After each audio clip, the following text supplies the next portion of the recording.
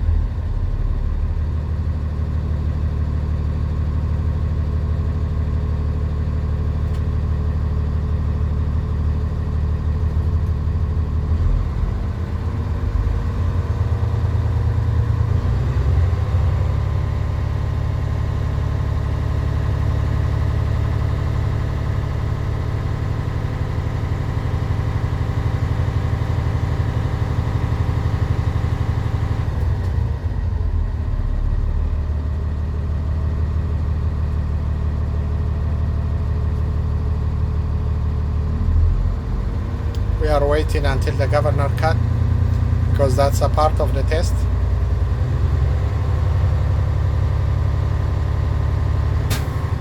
Okay, the governor just cut. That means we have enough air to do the test. The next step is you turn the engine off and you turn the key back on position, and we are going to release both the parking brake, the truck brake, and also the trailer brake. They both needs to be released before we start the test. Now this vehicle is ready to go to the test. So the first test we are going to do is a 1-minute brake test. That is help you to identify if you have any kind of leak on the vehicle. To perform that test, you are going to adjust your time for 1 minute, and you are going to push the service brake, and you need to watch the gauge. If the gauges drop more than 4 psi, you have a leak on the truck, so make sure you need to watch your time, and your eyes needs to be follow the gauge. That must be 60 seconds, not less.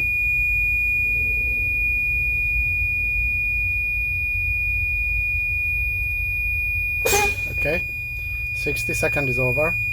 I don't see any leak on this vehicle because the gauge is not moved.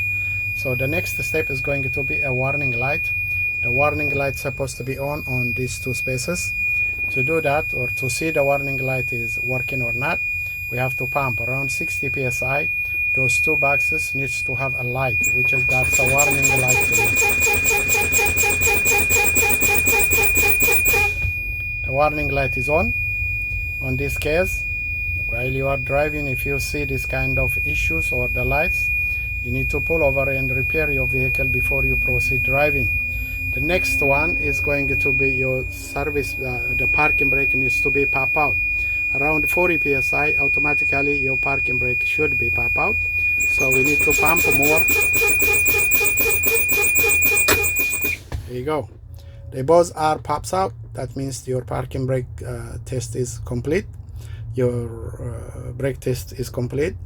And we are going to rebuild the air. As you see on the gauge, we don't have enough air to do anything, so we have to start the engine again and rebuild the air. Once if we complete those two to rebuild the air, we are going to start performing the parking brake test first and the service brake test second. So we have to wait until we have enough air. Let's go ahead and wait until we have minimum 100 or the governor cut.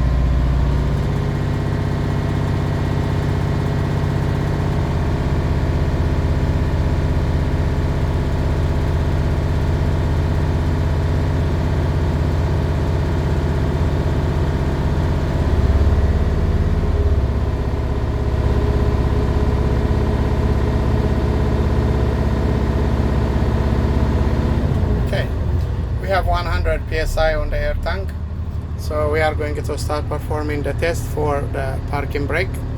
The first parking brake test we are going to perform is a truck. You release the brake and you switch the gear to drive. And you try to move. If the vehicle is moving, that means your parking brake is not working. Now once if you complete that, you move you apply the parking brake and you release the trailer brake. We do the same. We are going to put the gear to the drive and see if the trailer brake is applied and if the trailer brake is working. Based on our test, the trailer brake is working on both. So we are going to release on both parking brake for the truck and trailer brake, and we are going to perform the test for the service brake. Service brake is our foot brake.